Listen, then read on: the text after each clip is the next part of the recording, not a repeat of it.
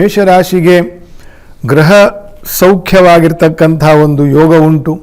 ಧನಾದಾಯದ ತಿಂಗಳಿದೆ. ಶುಕ್ರ ಮತ್ತು ರಾಹುಗಳ ಅನುಕೂಲ ಇರತಕ್ಕಂತಹ ತಿಂಗಳಲ್ಲಿದ್ದೀರಿ. ನಾನಾ ವ್ಯವಹಾರಗಳು ನಿಂತು ಹೋದದ್ದು ಅಥವಾ ಸ್ಲೋ ಆಗಿರ್ತಕ್ಕಂಥದ್ದು ಅಥವಾ ಅನಿರೀಕ್ಷಿತವಾಗಿ ಯಾವುದಾರ ಒಂದು ಏಳಿಗೆ ಸಂಪಾದನೆಯ ದಾರಿಯು ಆಗಿ ಸ್ವಲ್ಪ ಅನುಕೂಲ ಪಡಿತೀರಿ. ಗುರುವಿನ ಬಲ ಇನ್ನೂ ಇಲ್ಲ, ಬರಬೇಕು. ಇನ್ನು ಅಕ್ಟೋಬರ್ ನಂತರ ಗುರುವು ಚತುರ್ಥಕ್ಕೆ ಹೋದಾಗ ಸಾಕಷ್ಟು ಒಳ್ಳೆಯ ಏಳಿಗೆಯನ್ನು ಕಾಣ್ತೀರಿ. ಮೇಷರಾಶಿಯವರು ವ್ಯಯದಲ್ಲಿ ಇರ್ತಕ್ಕಂತಹ ಶನಿಯ ವಕ್ರಿ ದೋಷ ಇದೆ. ಹೋದ ತಿಂಗಳು ಹೇಳಿದ್ದೀನಿ, ಆಗಿನ್ನೂ ವಕ್ರಿ ಆಗಿದ್ದಂತಹ ಸಮಯ. ಇನ್ನೂ 2.5 ತಿಂಗಳು ವಕ್ರಿ ಆಗಿರ್ತಾನೆ. ಸ್ವಲ್ಪ ಮಾನಸಿಕ ವ್ಯಥೆ, ಓವರ್ ಥಿಂಕಿಂಗ್ ಅಥವಾ ಒಂದು ಮ್ಲಾನತೆ ಅಂತ ಕರೀತಾರೆ. ಮ್ಲಾನತೆ ಅಂತಂದರೆ ಸಪ್ಪೆತನ ಅಂತ. ಮಾನಸಿಕವಾಗಿ ಏನೋ ಒಂದು ರೀತಿಯ ಸಪ್ಪೆ ಆಗ್ತಕ್ಕಂಥದ್ದು ವ್ಯಯದಲ್ಲಿ ಶನಿಯು ಇದ್ದಾಗ ಮೇಷರಾಶಿಯವರಿಗೆ.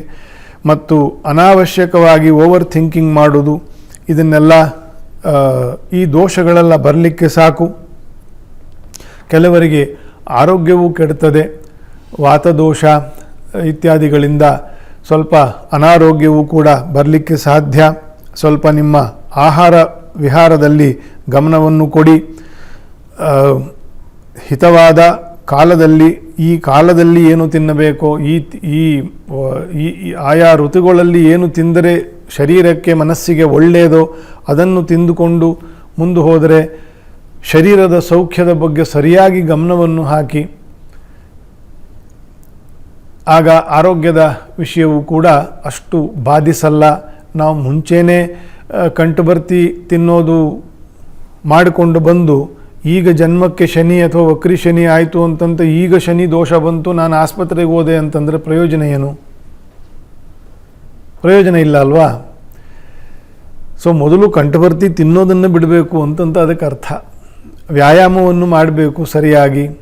ಎಷ್ಟು ಬೇಕೋ ಅಷ್ಟು ಮಾತ್ರ ಈ ಮೊಬೈಲು, ಮನರಂಜನೆ ಅಥವಾ ಇನ್ನೇನೋ ವಿಷಯಗಳಲ್ಲಿ ಮಾತುಕತೆ, ಉಳಿದ ಸಮಯವನ್ನು ಸಕಾರಾತ್ಮಕವಾಗಿರ್ತಕ್ಕಂಥ ವಿಷಯಗಳಲ್ಲಿ ತೊಡಗಿಸಬೇಕು.